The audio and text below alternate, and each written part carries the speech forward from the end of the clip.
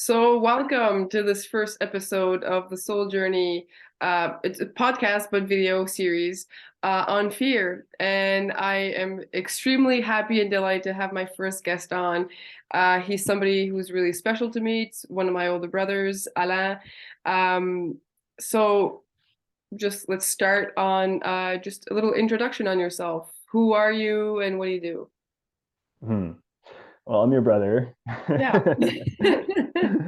and I play that role among other roles in my life. What I do is I help people um, install the habit of operating as their ideal version of themselves, their most ideal self. And so that looks like different ways of being and different ways of doing. And so I work with a coaching framework that I've developed that really does a lot of that kind of automates the processes that are necessary for upgrading your consciousness to match the level of your ideal future self.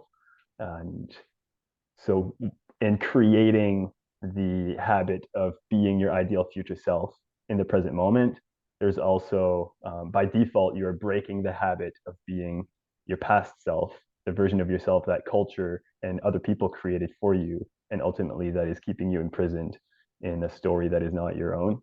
So, Mhm. in a nutshell, that's the work that I'm really passionate about. It involves many different components, but it's been a journey to get here. I got into coaching in a very synchronistic way, I would say, just following my inspiration and following my excitement in life. And I felt lost for most of it until it started making more sense.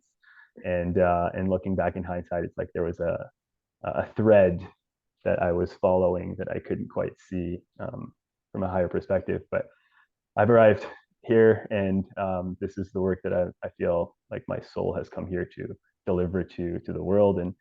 Um, and other than the work I do professionally, I'm very active. I love healthy living. I love being very playful.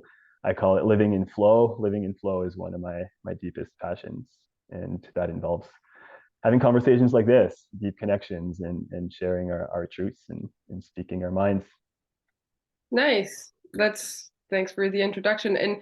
And I usually let the conversations whenever I have great conversation, meaningful conversations, I let the conversation kind of flow. I use that word too.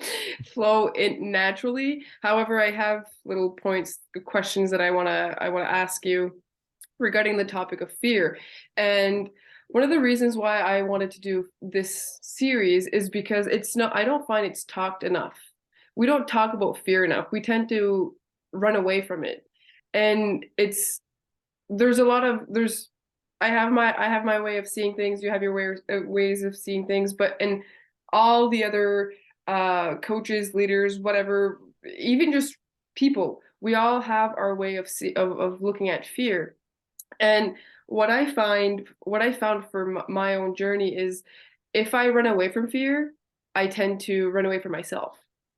And I won't go where I want to go. I won't go where I'm meant to go. And you said something very interesting during your process of finding yourself, finding or developing your coaching business, you got lost. But that's the whole point. We are meant to get lost because when we lose ourselves in our either identity or our vision for ourselves, that those are all superficial things. Those are all things tied to, I call them past lives, even though they're part of this life, but they're part of our everything that's old that we don't want. So when we get into the self-discovery journey, self-healing journey, that's what happens. We lose ourselves, but it's part of it. It's the joy. And then we get to find ourselves, find our true self, our true authentic self. And that's one of the big things that you help people with. So I just want Mm-hmm. to kind of touch upon that. Mm-hmm. Yeah, it's beautiful. I Yeah, think it's necessary to feel lost it is. so that we start the journey of seeking, Mm, and then the seeking is necessary in order to find the thing that we're meant to find, which yeah, is ourselves yeah, ultimately. Yeah. yeah. It's a great process. Yeah. So, fear. What's just that word by itself? What does it resonate for you? How do you see it? I'm too scared to talk about That's why I brought you on. it. um, but since we're here, um, so I was reflecting. I had a feeling that's where we were going to start. I did What is prepare you. I told you what we were going to be talking about. and so yes, what does fear mean to me was, or how do I see fear? And so the way that I like to look at fear, um, right now, where I'm at in my life, is kind of like a technology, like a spiritual technology that the universe uses to make our lives challenging, so that we come up against resistance, so that we actually have things to overcome. And in the overcoming, in the moving through the challenges, there's growth. And then growth gives meaning to our lives, and growth leads us to towards what we're meant to create and who we're meant to become. And so I really like it's because it's not, fear is, it's been said, it's like false evidence appearing real. It's not real, it's not true. The power that we give to fear is power that we give to fear. It's not power that fear actually has over us. So I like the perspective that it's kind of like a technology. It's that is necessary for the human experience to be an awesome journey instead of just being instead of like, without the resistance, there would be nothing to overcome, and then life would just be too easy. The human condition would be a totally different game. So in order for a game to exist, there needs to be some boundaries and some counter forces, and so we come up against our own fears so that we can ultimately play the game of life as us. Yeah, that's a really great way to look at it. It's a great whenever I in my flow, I don't necessarily I won't I stop hearing words and I see a lot of pictures and it's really an interesting picture that kind of came through with your words and yeah, I really like that visual. It essentially just takes the power out of fear and brings it back to us. That's essentially what how you see it. Yeah, because if a technology can work, I mean, it can work against us, but Oh, ultimately we yeah. can leverage technology to work in our favor. So if we look at fear as a technology that is there for us, then the resistance to overcoming it, the resistance to we come to a place where we can actually welcome it into our lives and understand, see the purpose that it has, like the role that it's playing for us in that moment. And I think looking at it from that perspective, that like, oh, thank you, fear, here's an opportunity for me. um, you can't be in a victim mindset when you're welcoming in fear, because you understand that it's a necessary part of your evolution. And so it's really empowering to kind of look at it and approach it from this perspective, is what I find. Hmm. And I mean, we're human beings, so we fear is part of the emotion spectrum that we all have, the emotion guides that we all, or the like the guidebook that we are given when we embark in this human body, and it's just part of our survival mechanism of this is danger's here, so fear is gonna appear, but we tend to grasp and hold on to that emotion a little too long, I find, in certain Mm-hmm. situations in our life. And it's all meant to be that way because I believe that everything's meant to happen in certain specific ways depending on the choices that we make. But yeah, very interesting. Um, Mm-hmm. in where does fear come from? You know, it's there. It's part of who we are. It's part of our life. It can appear in different spheres. It could appear in different scenarios. Where does it come from for you?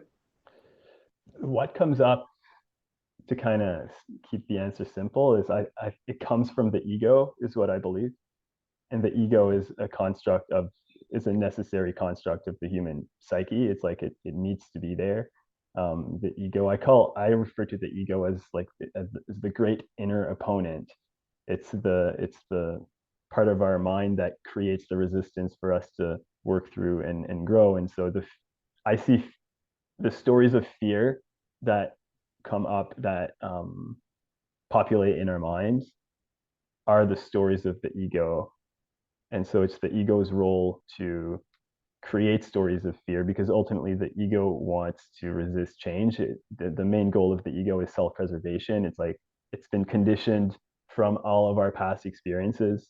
And so it's really a record. It's a record of the past. It's a reflection of who we've been conditioned into. And since the ego wants to keep things as is, and doesn't want us to move beyond those stories, then the ego employs that technology of fear in our mind, so that so that we can overcome it ultimately. But the ego's agenda is to stop us in our tracks. It's to freeze us in place. It's to prevent us from taking the action.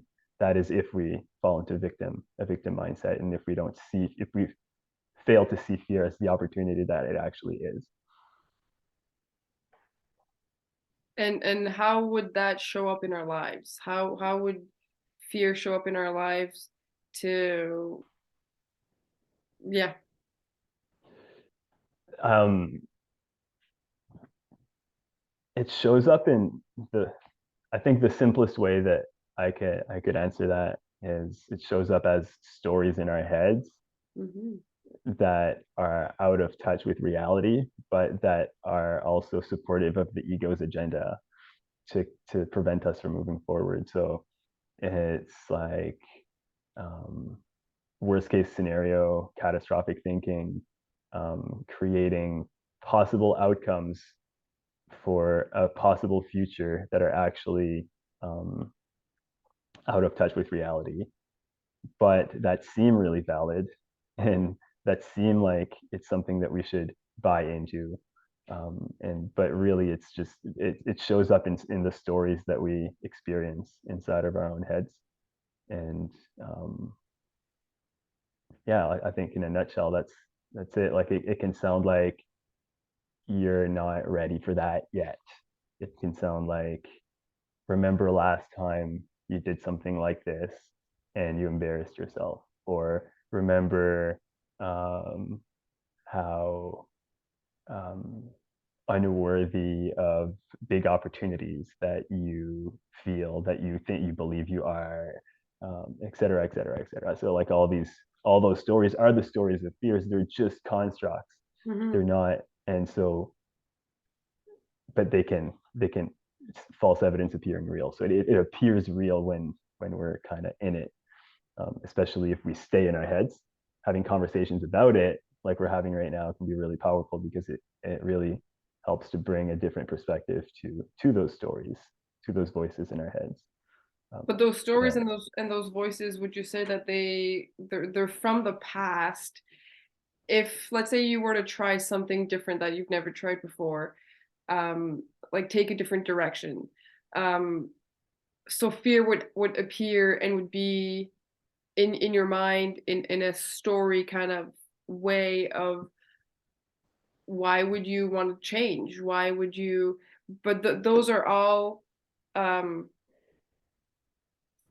are all like outcomes of different situations or what we observed in our past. Would you agree? Yeah, the role of the ego is to keep us stuck in the past. And so so the stories would be like, don't recreate the pain of the past. It plays on our vulnerability. The ego plays on our vulnerabilities, Hmm. right? And so yeah, the stories of fear are designed to they're the counter narrative. They're like the narratives of survival, instead of the counter narratives to thriving. Ultimately, we want thriving. We all want to thrive. And so it's usually the stories will be generated by the ego in complete opposition of the direction that we want to go in. and it's incredibly clever actually, and very believable when you're in it. Yeah. How does it show up in your life? Do you have Uh, concrete examples? yeah, well, in the morning when I wake up, and it's known that our stress hormones, our stress levels are higher in the morning, and so the I feel when I'm in the state of waking up before I get into my morning routine, and before I do my, like, I activate my true self, my future self, my authentic self, then it feels like, oh, maybe we don't need to start the morning routine at all. Maybe we can just, like, maybe we can sleep in a bit longer.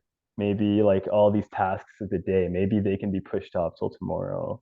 um Maybe that, like, if you do this, it'll end up this way. And so I'm in kind of some catastrophic thinking kind of thoughts, and if I give any weight to those stories, then I just do nothing. And so the way that fear really manifests into my life is, uh, it freezes me, and it historically anyway, it has frozen me in my tracks. It has. So understanding that, like, that's how my nervous system's default response to fear is like freeze and shut down. Hmm. um, so it has been really debilitating in the past. I've been scared to even put myself out there, let my truth be heard, to take bold actions. I've been scared to really go for what I want in life, to dream big, um, and the main fears that I would say my ego played on were, fears of embarrassment and fears of humiliation, and so, which then would leave me with the greater fears, the fear of isolation and exile, and so fear of being rejected by my tribe. So if I shine, if I overcome the fear, if I choose the story of authenticity, and empowerment, I show my true self, and that is rejected, that's like the greatest pain that I think I could experience. And Hmm. so fear was the stories of my ego were to, prevent me from going stepping into that reality, because of it created, like, all these catastrophic worst case scenario kind of thoughts, which then the thoughts in my head create feelings in my body, which then would shut down my nervous system, which then would, from that state, it would make sense for me to just stay here where it's safe and comfortable. And so it's like it's been really important to, develop routines, like habits that are state shifting, and that ultimately pull me out of the old stories. And when you're out of the old stories, then you feel you can build momentum and get into alignment to a whole other level. Um, and then when you're in the state of being in alignment, the stories of fear become completely irrelevant and actually make no sense anymore. But it's funny, when you're in it, it's a kind of a different perspective. Hmm. Well, it's just part of the hard wiring and the habits and habits of the habits that habit us, Mm-hmm. external habits or thought habits that habit us and that have been a part of our lives and on repeat for however long it's been on repeat. And when you were talking about getting out of those habits or those patterns, what I saw is, like it kind of like you have you cre- we create a paintings. So like I saw like a canvas and different colors on, and there's all sorts of like there can be darker colors for, we'll call them bad situations or whatever situations that we went through that were a little bit painful. So those it would be a little bit darker tones, but then there's still light in and around that painting. But every time we stay in those patterns or we stay in the fear, we buy in, we subscribe to it. There's like layers of paints that keeps at being added to that canvas. But when we choose to step out of it, then it's a black blank canvas, and we get to create whatever life we want. So that's essentially like the two. That's that. Well, that's how I saw what you just said. There's a big difference. It's like you just all you have to do is just change sides of the coins of the coin, and you'll be able to have access to that blank canvas and start creating your own painting, your own life, instead of living on default and just piling up layers after layers after layers. And just because when we paint, I don't paint that often. I don't really paint at all, but I know that from knowledge and of high school art, and how I have a couple friends that are artists. If you just keep adding colors, eventually it's not pretty. It's very and there's no real definition. It's like darker, and so just choose your blank canvas and choose to put whatever light and color you want. Mm. Yeah, I like that. Like it's a powerful analogy that like fear is the stories of fear lead us to forget that life is always a blank canvas. It's always a blank canvas. Every day is a blank canvas. Every day is an opportunity for a new work of art to Yeah. be created. Um, when we're inside the fear, we're adding to the story that is not really in alignment with truth. And yeah, that's cool. Yeah. Yeah. Okay, so the whole point of this is, yeah, we're talking about fear, and it's just the word fear. It's heavy in density, it's heavy in energy. Um, but like I said at the beginning, it's very important to put light on fear, to take take away its power, because we have that ability to choose to step into different shoes, to choose to put other colors on your blank canvas. But how do we get there? How, for you, how do you transform it? How are you able to move yourself into alignment with your true authentic self? Hmm. The I would say the two most important habits for me are the way that I begin my day and the way that I end my day. Um, Getting in flow in the morning is the most important thing. Um, Okay, and what's the flow definition for you? um, Flow state is a state of being where you are connected to the infinite possibilities of the universe, and um, the the the opposite of flow is basically living inside the stories of fear. And so there's always resistance to getting in flow, which is the resistance that I feel when I'm in bed about to start my morning routine. But it's so the actual like things that I do, I start my day with movement right away. Because when we get in a flow state, there's a process called transient hypofrontality that happens where the essentially the part of the brain that is associated with the stories of the ego starts to dim down. It dims down until like the voice of the ego is like if the volume knob is being turned down, so that so we're literally turning down the volume on the stories of fear when we get into a flow state. And so for me, movement is the first component to getting in flow. I find movement is, I mean, there's science to back that up, Mm-hmm. and it can be hard sometimes when you're comfortable in bed to, it's like I don't want to do my push-ups, I don't want to do my squats, or even like dancing's so powerful for getting in flow. And but starting the day with movement is so powerful, and making that a habit, it compounds over time. Mm-hmm. After the next strategy or the next habit that I have after movement is I'll do some breath work. And in the morning I like to do some active breath work, so straight up like the Wim Hof method.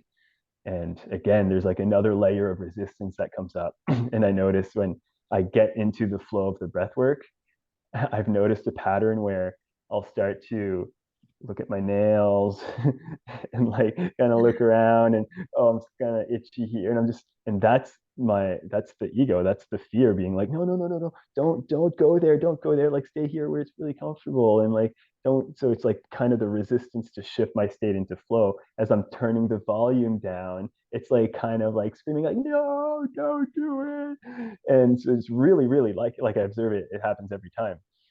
But then busting through that resistance, then there's a whole other world available on the other side. And Hmm. so after movement and after breath, then I'm in a state of like being very connected with myself beyond the stories of fear that my ego wants me to, would like me to buy into. And then I'd go into journaling, which is like another kind of, brings me into another kind of flow. And I have um, some some processes, like some prompts and stuff that I use for journaling. I have various kinds of journaling that I like to do. And after journaling, I'll just do a little bit of reading. So I'll read something really inspiring. So like that sequence fires certain circuits in my brain that then release certain chemicals in my body that get me into a state that is, you could say, transcendent, transcends the stories of fear. And it's kind of like it's like a weapon. It's like a war strategy or battle strategy for the ego and the voices of fear.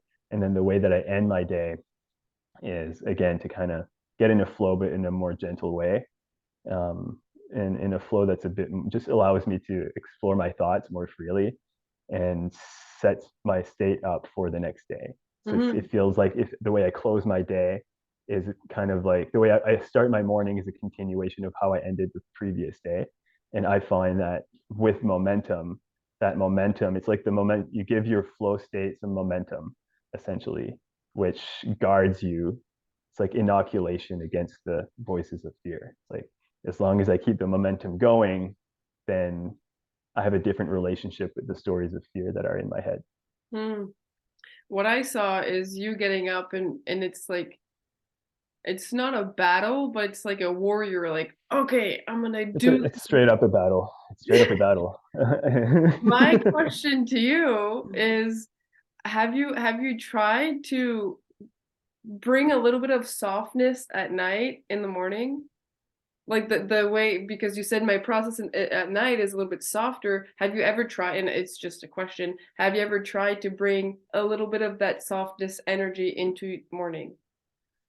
Well, it happens sometimes, I would say. Like if I do my movements in the morning, I just tune into what I want, what my body wants. Kind of sometimes it can be like push-ups and sit-ups and squats and like really like more like you say masculine movements.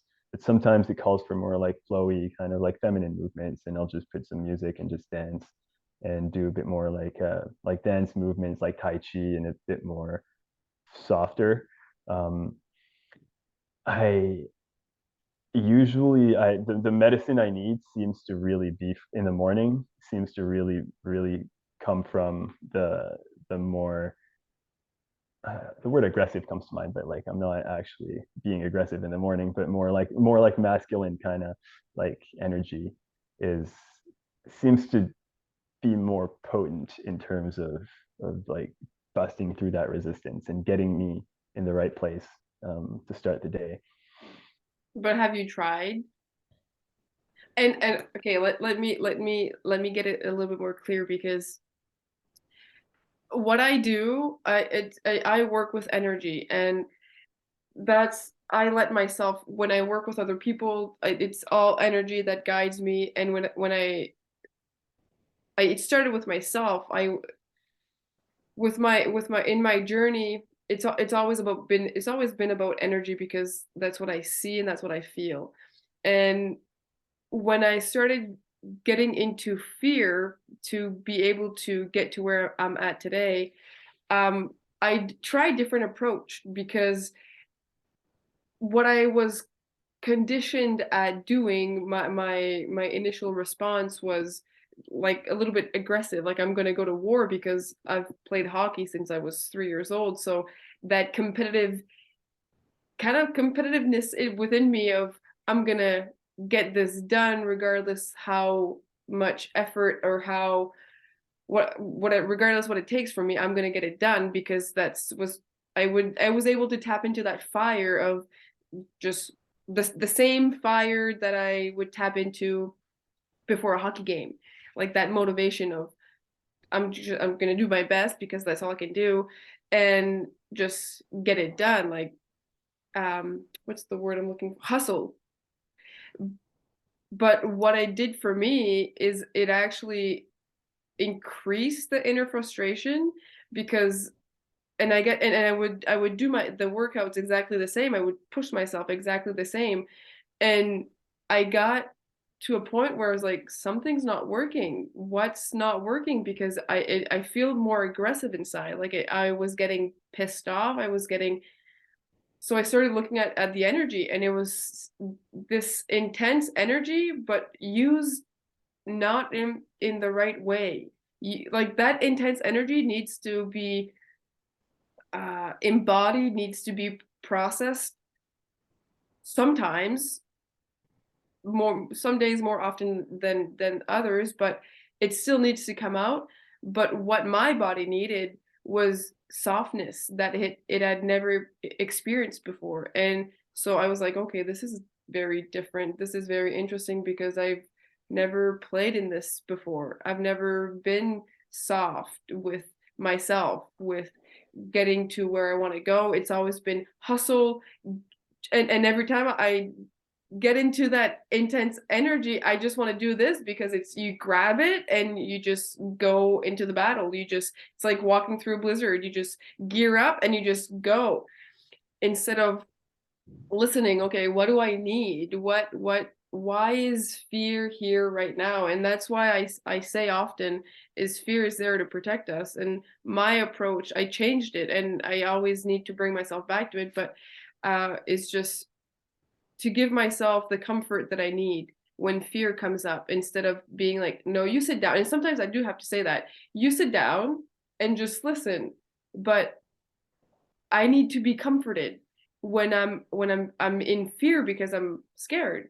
And what do we do? And I'm a parent, so being a mom and seeing my kids being experiencing fear, I had to approach it in a specific in a way that I for me felt real and was the best way for me. Um, but it's always been comfort.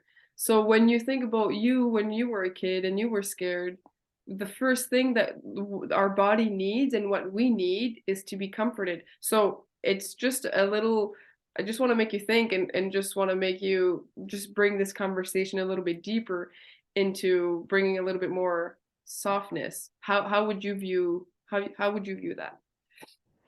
I think it's awesome that you bring that up and that you share about what's worked for you and your journey into like discovering that, because it really shines light on an important point that every nervous system is wired and conditioned differently. Everyone's going to have different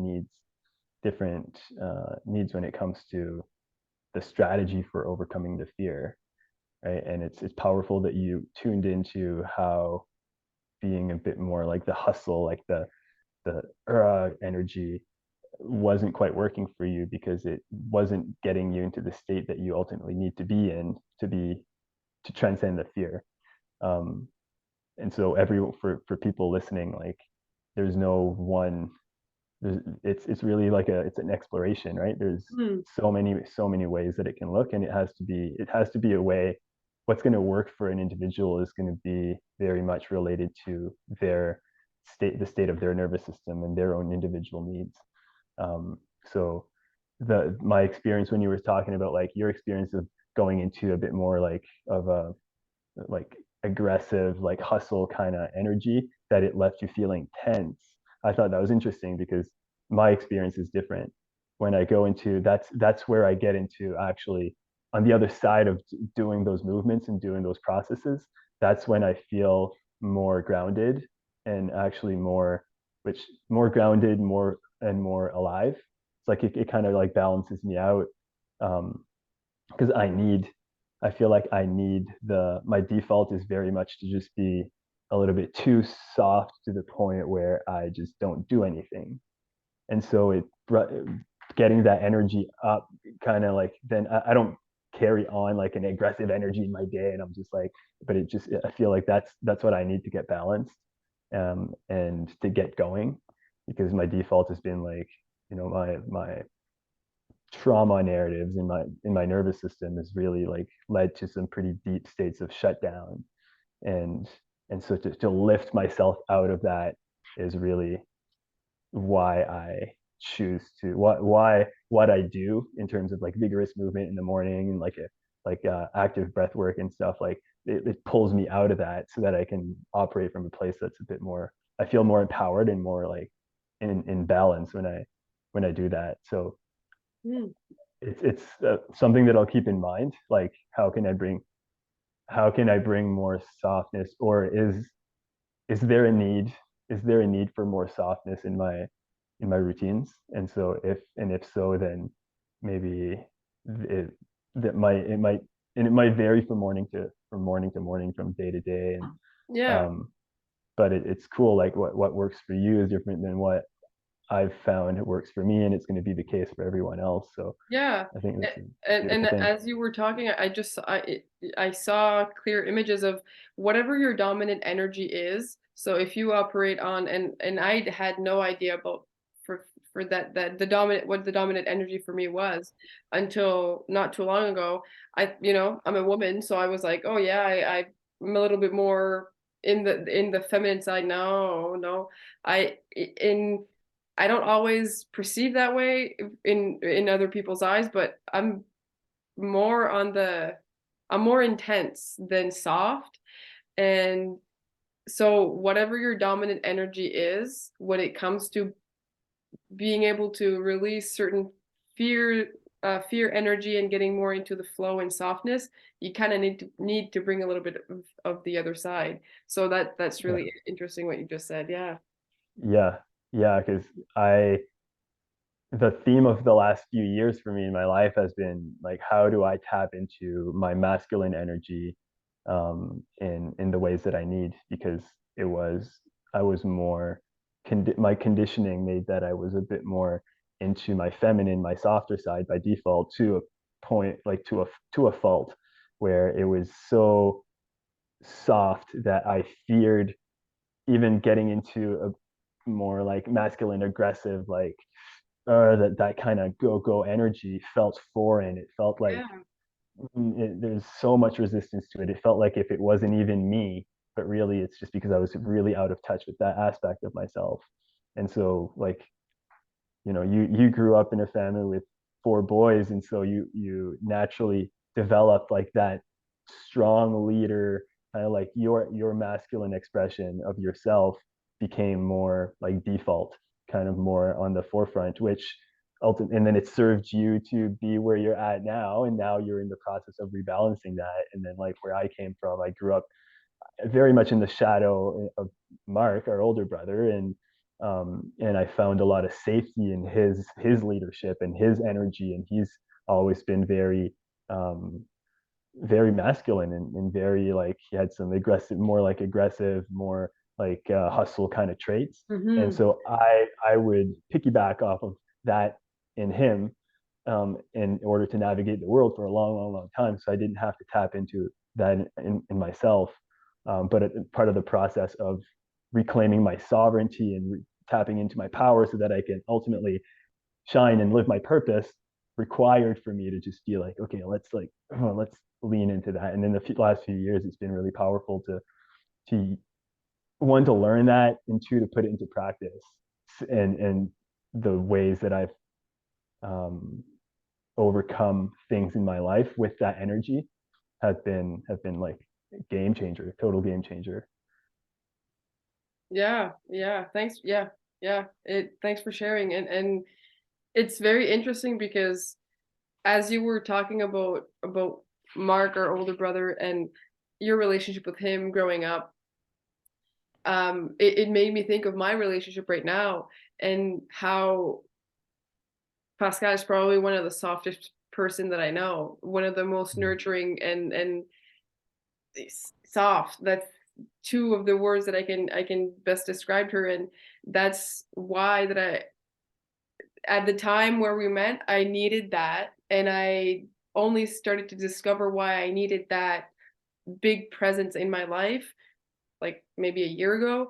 So to kind of, and it's weird how, not weird, but it's funny how we can have a portrait in our mind of how we are, or we can have different stories of how we are depending on other people's opinions of ourselves, but not actually able give ourselves the time to observe and to be and to feel how we actually are, who we actually are. And so that process for me happened like maybe like well, been on this journey for like 10 years, but the past 2 3 years have been the most intense in rediscovering who I am and what I need. And so where it there's a funny parallel of where we are right now, both of us in our lives and the discoveries that happen. So but it's yeah, relationships are funny in a way that they do by default shape who we are, but then they show us, they also show us parts of ourselves that we're not. And Mm-hmm. that can, but it's all for a purpose, because then we can they all help us to bring a little bit more balance into what we need. Mm-hmm. Yeah, yeah, and it's powerful that you were able to use your relationship to as as a mirror in that way, and learn a little bit more about like how to come into balance. Like the old quote, the famous saying, you might have heard this before, but you can't read the label when you're inside the jar. That popped up when you were talking about that, because we cannot see our conditioning. We have all these blind spots. We can't, if all of our beliefs are labels on our on the container of that is us, we're inside of it, and we cannot see most of them. But we can, the relationship, other people in our lives can read the label because they're outside of the jar. And then but we can learn about what's on our label through our interactions with other people who are on the outside and able to see things that we cannot see. And I think it's yeah, it's powerful. It's that quote, that saying keeps popping up in my life in really fun ways. So I was like, we got to just like touch on that a little bit because it's Yeah. so good. Yeah. Well, it's a great visual. Because I'm all about visuals, and it's a great visual when you're inside the bottle, you can't see what's on the outside. And then you have people. Help. Can you read what's here? I don't know what's there. Yeah. Just to kind of finish on a more empowering note, what tricks and tips would you have for people listening in on how to kind of transform fear and get more into flow, balance, empowered state? First thing, um, habit, building a habit of, we could say, like getting in flow, finding flow in your life, because flow is transcendental. But flow allows us to, well, as the volume of the fear, the ego turns down, then a different paradigm kind of opens up for us. And that paradigm is fleeting because it's dependent, it's state dependent. And so it's like, as that state shifts, something happens and we get triggered and we're back in it. So it's like the habit of getting in flow. That could be just going for a walk every day, spending time in nature. It could be like vigorous exercise. It could be deep connections with other people. It could be just like meditation. It could be breath work, journaling, reading. There's so many ways to, like, anything that's playful, so many ways to get in flow. So like building the habit of having a high flow lifestyle is really powerful, and making it a habit. It becomes a habit when it's easier to do it than to not do it. And so that's why habit, where the body starts to crave it, the body starts to send the input, like the cue to go do the thing, because before it becomes installed as a habit, then the voices of fear, the ego can still have a little bit of power that is ultimately not serving you. So habits of getting in flow, and first thing in the morning, as early as you can in the morning, finding some sort of flow state is very important. And another awareness exercise that I like to use for myself, and that I teach to some clients, is to disidentify with the voices of fear. So to just like call them out, that like that recognize that it's just a story and it comes from the ego. The ego is your conditioning. Ultimately, it's not you. And but our sense of identity has become fused with the ego. And so for the to various degree, for the most part, we identify with the stories of the ego as our own. And so recognizing that the ego is a construct in my mind, it's not me. And it's the thing that I am working to undo, unpack, transcend. And it populates stories that are in alignment with its agenda in my head. So the stories of the ego, when you can start to identify what they are and how they operate and the effect that they have on you, then you can start to call it out. It's like, wait a minute, that's not my story. Like just, and even saying it out loud, like, whoa, I was just in that loop. Like, what the hell? I was like, oh, I, I, I, I fell for it, but that's not my story. Hmm. And then being really clear, well, then if that's not my story, it kind of creates a bit of a void. It creates a space for transformation. So if that's not my story, then what is my story? And so you get an opportunity to align with your truth right here, right now, in the present moment. And stories are so powerful because, as you, it's like, well, my story is that I am really powerful. My story is that like I am very confident, and like that I have a purpose, and that like whatever. So as the new story starts to emerge, the the thoughts of that story then send new signals to the body, which creates new emotions in the body, which then signals new information about the environment to your cells, which then creates different activation in your genes, which then totally changes the reality that your body is living in, like on a physiological level. So identifying, that's not my story, I don't want any part of it anymore. And so first you identify, you call it out, and then be intentional, and like, this is my story, this is what I want, this is what I want to be living into and creating. Then that creates the new emotions in the body, which then lead to new behavior, which then lead to a new reality.